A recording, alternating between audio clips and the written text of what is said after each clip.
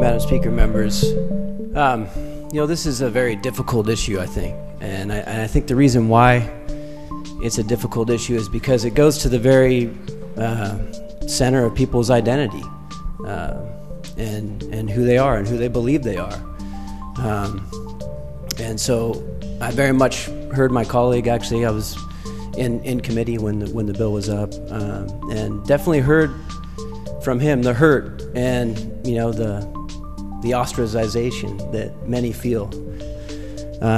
But I think the thing that I would ask the author to consider, as he's moving forward with his bill, is considering the very genuine and I think legitimate experience of people who testified in that committee, that this was something that helped them. Hi, thank you, Assembly members, for your time. My name is Ken Williams, and I'm here today because I don't want LGBTQ people to have any rights taken away from them. I believe they deserve every option to pursue happiness the way they determine it. And this bill, which ought to protect them, I believe would actually rip away some inalienable rights to pursue happiness. I was confused about my gender, like the gentleman mentioned before, that they had some confusion and were on a journey to find themselves sexually. I can relate to them, and I can feel that pain. I didn't fit in with the boys or the girls ever in my childhood. And when my sexual desires emerged, they were only for men. And that was really devastating for me. It was very confusing. And at 17, I crashed emotionally, and I was contemplating suicide on a daily basis for a long time. I told my parents finally. I broke down. We cried together. They said they'd love me no matter what, and they asked me how they could help. We found a therapist who would help me pursue my option, which I wanted change. I wanted to live as a man heterosexually. And I devoured the few books and resources that were available. I devoured them, and I joined a group. And some of us experienced the changes that we were looking for in that group. Not everyone did. Despite years of homosexual identity and behavior, my sexual desires did change. I'm no longer sexually attracted to men. And I met a girl and fell in love with her, was sexually aroused by her, and I married her in 2006. She's the one person who thrills me sexually. I'm faithful to her. She is my most precious gift. And 2943 would have stolen this rich life from me. And it would leave the many others like me who are hurting, finding no books, no resources, no therapy. Some do want to live out their same-sex desires, and that is their right. But not everyone who finds himself with same-sex desires is wanting to pursue that, is at peace with that. And so I'm trying to figure out why anyone would want to take away the rights of my people group, which is people finding themselves with desires that they would like to see change. People's brains can change. It's neuroplasticity. And why would we tell people or why would anyone tell people like me that I don't exist, or that my desire to live authentically is fraudulent?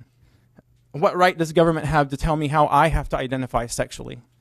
So I oppose AB 2943 because I believe it's a violation of our free speech and also people's rights to life, liberty, and the pursuit of happiness. Thank you so much. My name is Elizabeth Wanning. Sorry, I'm coming up at the last minute, so I'm speaking to you all completely spontaneously. I haven't had any time to prepare. I grew up believing that I didn't fit in with the girls. I didn't accept my life as a girl. I identified as a dyke. I had my first relationship with a woman. It began at 16. I came out in my early 20s. I lived locally here in Midtown in the gay community all through my 20s. I went to seminary, in a Presbyterian seminary in Chicago, Illinois. Openly gay. I was one of maybe 6 who were openly out and proud. When I graduated from seminary, I did ministry in the gay community, but my faith journey led me out of that lifestyle. As I pursued the Lord, I gained freedom.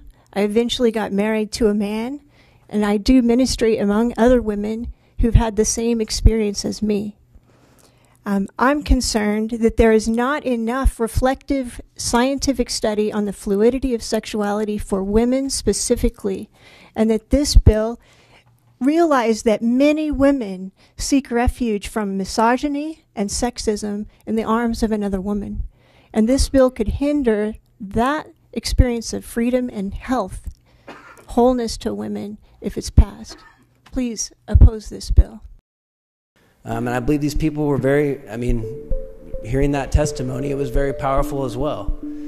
And that freedom, if it means something, it means the ability to be free to be who you are. And I think it also must also mean freedom to be who you want to be. And I think for those individuals, who have testified and have come forward as this bill has moved forward, they would probably tell you that this is who they are. And I think we have to consider that experience. It might be different from other people's experience, right? Where it's been very hurtful, it's been something that's been damaging. But for those people, I think we have to consider that living in a free society is the freedom for people to do things that maybe we think are not the best, maybe that we think are hurtful or damaging. So I think that's something we have to think about, the legitimate experience of people who have gone through conversion therapy and have said that this was a good thing for them.